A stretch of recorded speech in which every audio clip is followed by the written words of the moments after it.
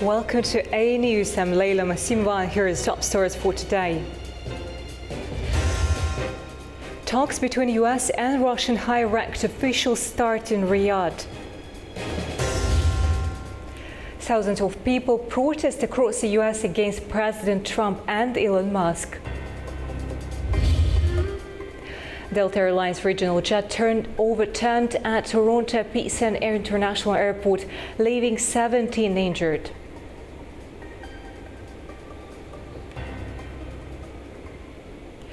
US and Russian officials are in Riyadh for the most significant talks between the two countries about ending the war in Ukraine and restoring bilateral relations.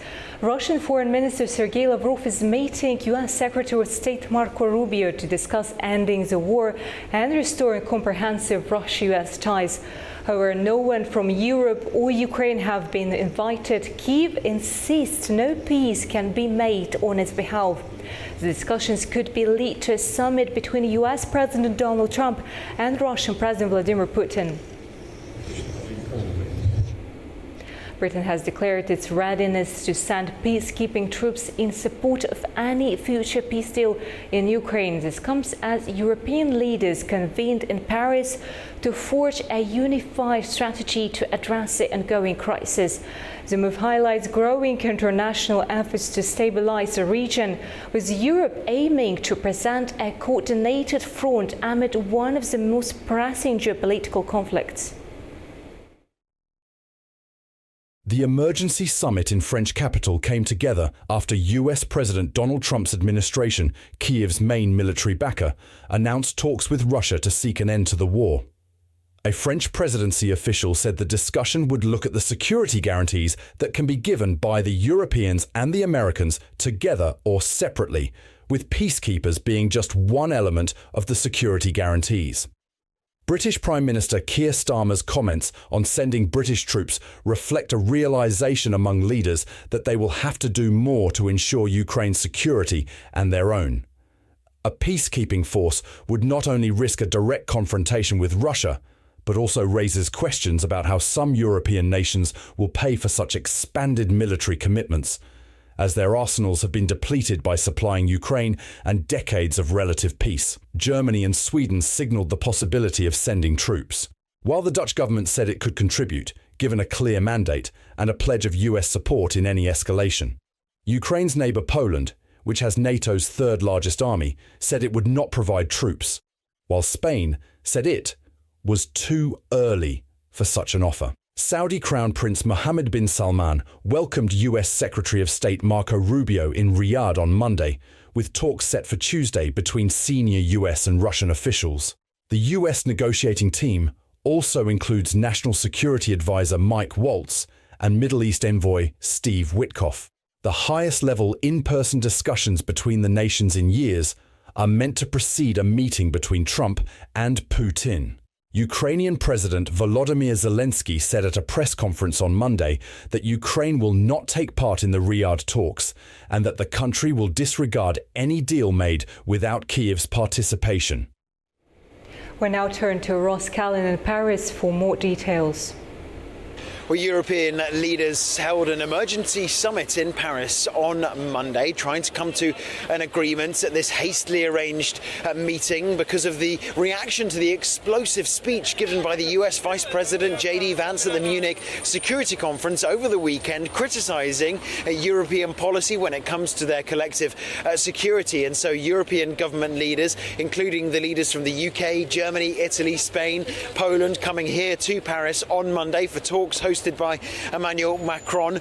Really a lot of worry in European capitals about the evolving position of the US when it comes to European security. Maybe the US cannot be relied upon to be the ultimate guarantor of European security. We know that there has been suggestions of a change in the European security architecture, saying that the US is going to reform its own position when it comes to its influence in Europe, potentially withdraw some of the soldiers it has deployed here in Europe. Europe going to have to take more responsibility for its own defence, something that the leaders were discussing on Monday, perhaps an increase in defence budgets, an increase in the actual size of each country's own armed forces, and more responsibility when it comes to overall defence of this continent.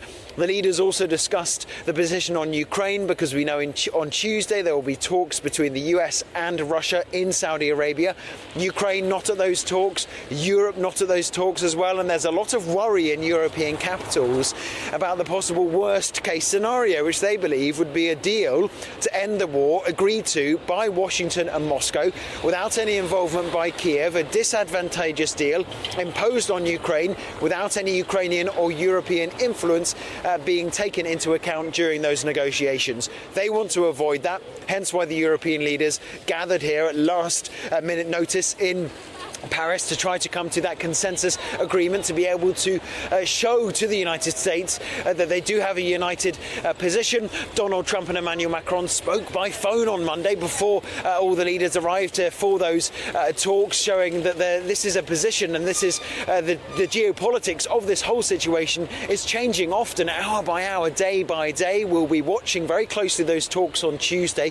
European leaders will be watching very closely those talks on Tuesday, and also what they were discussing on Monday, possible troop deployments. The UK Prime Minister saying that he will be willing to commit UK troops, British forces inside Ukraine to act in a peacekeeping role, potentially patrolling any particular demilitarised zone if that were to be set up as part of a peace agreement. Sweden also said they wouldn't be ruling out troop deployments. France even said 1 year ago that they wouldn't take troop deployments inside Ukraine off the table. They would want to leave that as a possibility to be explored. So we did have that opinion from the UK, but just to provide the counterpoint, Spain also at these talks said it's far too early to discuss troop deployments, even in a peacekeeping role, because that could only take place after the end of the conflict, and we are still very far away from reaching any kind of peace deal. Ross Cullen, A News, Paris. Ukrainian President Volodymyr Zelenskyy arrived in Turkey on Monday night following an invitation from President Recep Tayyip Erdogan. Zelensky's visit coincides with Russia-US talks set for today in Saudi Arabia, which aim to end the war in Ukraine and improve broader Russia-US relations. In a post on X, Turkish presidency's communications director Fahrettin Altun says that Zelenskyy and Erdogan will discuss ways to strengthen cooperation and bilateral relations during their meeting. The UK government has unveiled a multi-billion-pound plan to strengthen its steel industry and maintain its global competitiveness, and after the US announced 25% tariffs on imports of steel. The UK government is taking steps to protect its steel industry and ensure its continued competitiveness by injecting a £2.5 billion investment into the business. It's also encouraging infrastructure projects to prioritise production. The British Department for Business and Trade is also seeking public feedback on a steel strategy.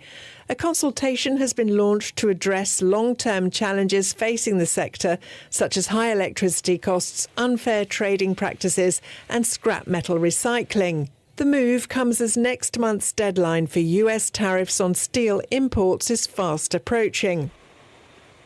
British Business Secretary Jonathan Reynolds says the potential economic impact of the tariffs could increase costs for US taxpayers. Reynolds proposes that the UK and US have a mutual interest in negotiating an exemption. This is especially relevant as the UK supplies specialised steel products such as submarine casings from Sheffield for the United States. There are concerns the US tax hikes could severely damage the UK steel sector, which contributes £400 million annually to transatlantic trade. While the US market represents 10% of UK steel exports, it remains vital for specialised producers. The US tariffs are set to take effect on the 12th of March, and President Donald Trump has insisted they will be enforced without exceptions or exemptions. Demonstrations were held in Austin, Texas against President Donald Trump's latest policies on Monday. Their anger turned toward billionaire Elon Musk, who now leads a newly created Department of Government Efficiency.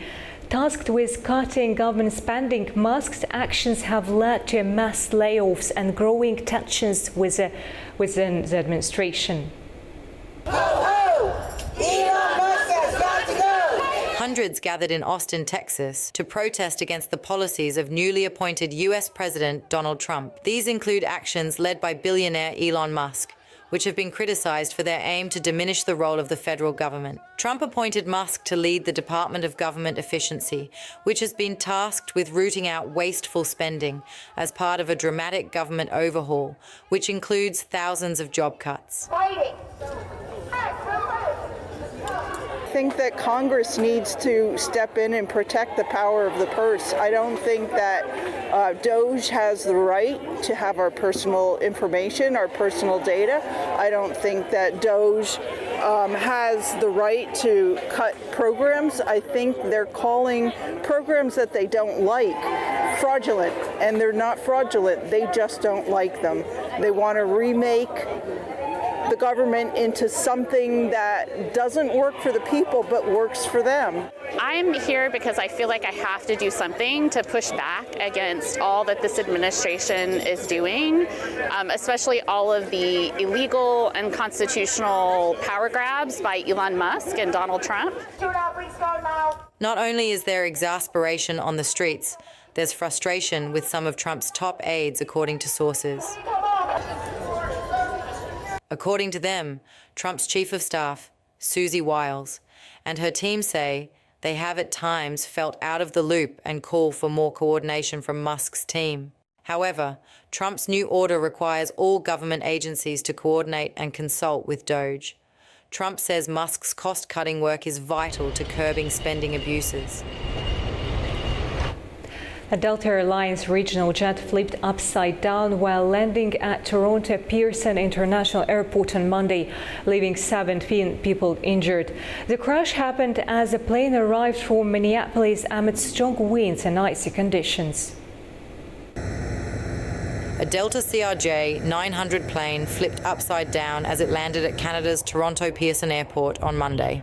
It's after a snowstorm at the weekend. 17 people were taken to local hospitals, including 3 in critical condition. Officials say 76 passengers and 4 crew members were on board. The Toronto airport was shut down for more than 2 hours before departures and arrivals resumed. Airport emergency workers mounted a textbook response, reaching the site within minutes and quickly evacuating the passengers. We immediately halted further arrivals and departures on our remaining 3 runways. Those runways were reopened at approximately 5 p.m. The other runways are remaining to serve the investigation, which will be carrying forward for the rest of tonight and into the next several days. Passengers at the airport were shocked at what happened.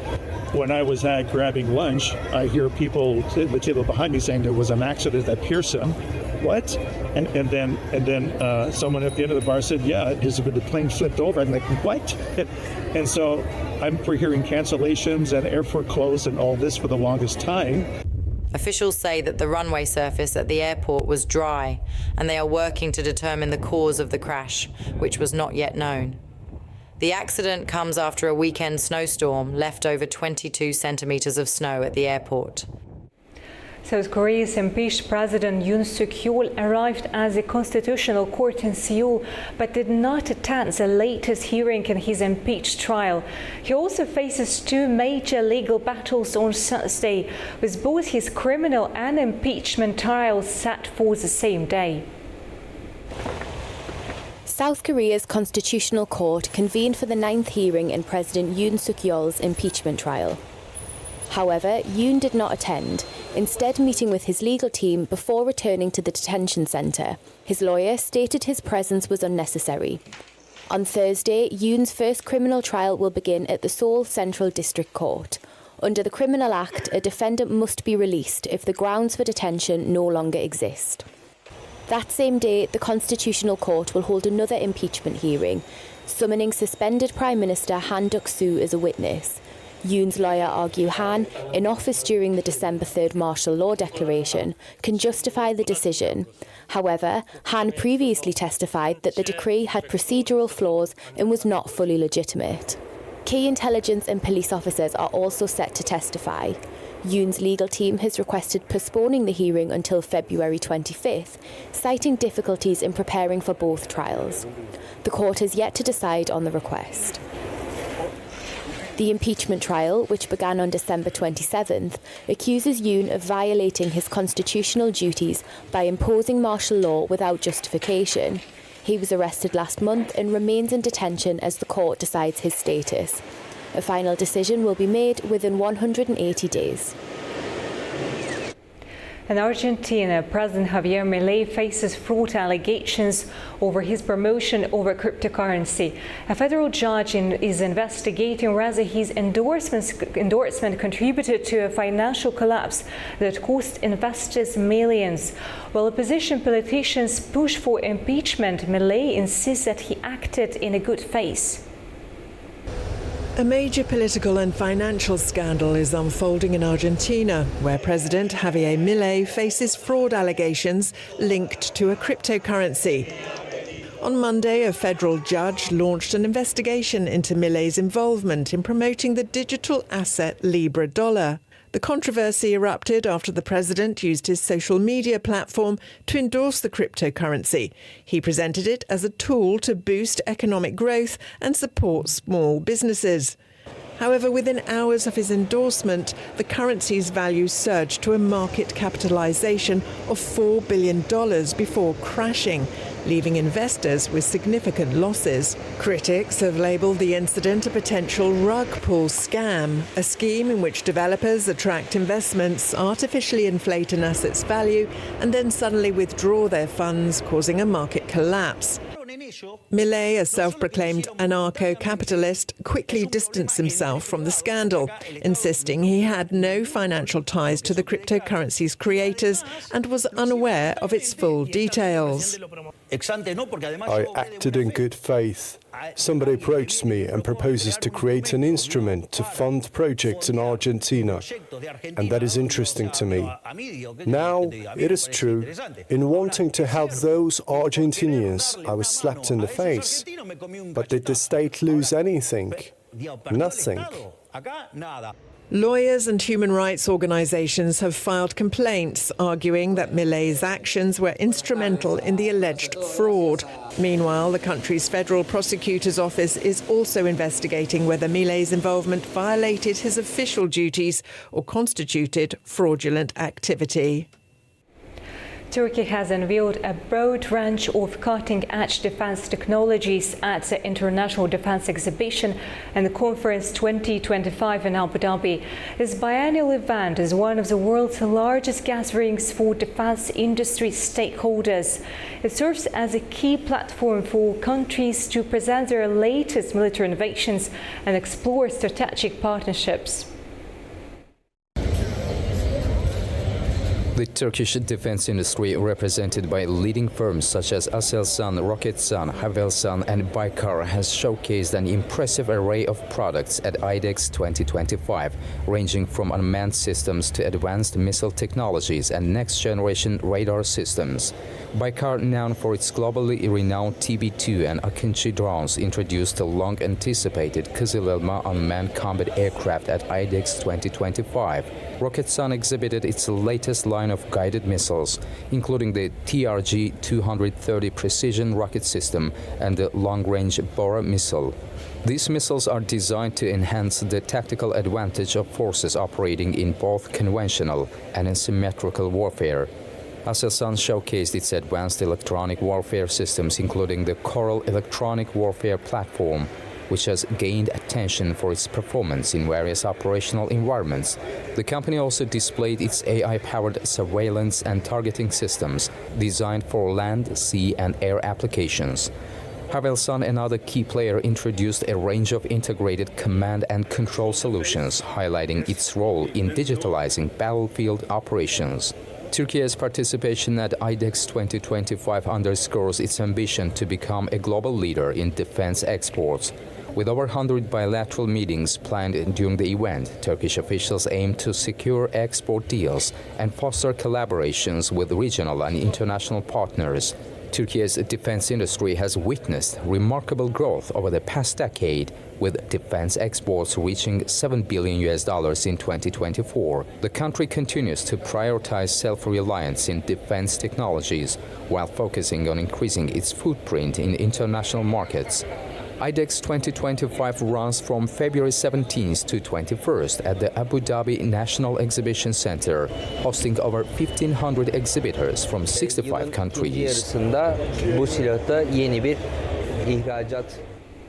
Turkish authorities detained 282 people suspected of being linked to the PKK militant group. Conducted over 5 days, the raids are part of a broader effort to weaken the PKK's influence. Suspects face accusations of propaganda and financing activities. Turkish police have detained 282 individuals suspected of having connections to the outlawed PKK, a militant group designated as a terrorist organization by Turkey, the United States, and the European Union. Interior Minister Ali Yerlikaya announced the arrests on Tuesday, emphasizing that the operations are part of a broader strategy to dismantle PKK networks and neutralize its influence across the country. The coordinated raids were carried out in 51 provinces, including major cities such as Ankara, Istanbul, and Diyarbakir, and involved a large deployment of security forces. Authorities have accused those detained of engaging in various activities to support the PKK, including spreading propaganda, financing its operations, and recruiting members. The Interior Ministry also revealed that intelligence-driven investigation had played a critical role in identifying key suspects. Rio de Janeiro recorded its hottest day in over a decade, hitting 44 degrees Celsius on Monday. It surpassed the previous record of 43.8 degrees Celsius set in November 2023. The heat 4 alert was triggered for the first time, signaling persistent temperatures above 40 degrees Celsius. Officials set up hydration stations and prepared for a surge in heat-related cases. Residents were urged to stay out of direct sun and stay hydrated. The heat wave is expected to last until Sunday. Despite this, the famous Rio Carnival will go ahead. That's all for now, but don't go anywhere. Stay tuned to A News for more exclusive updates. We'll be back soon.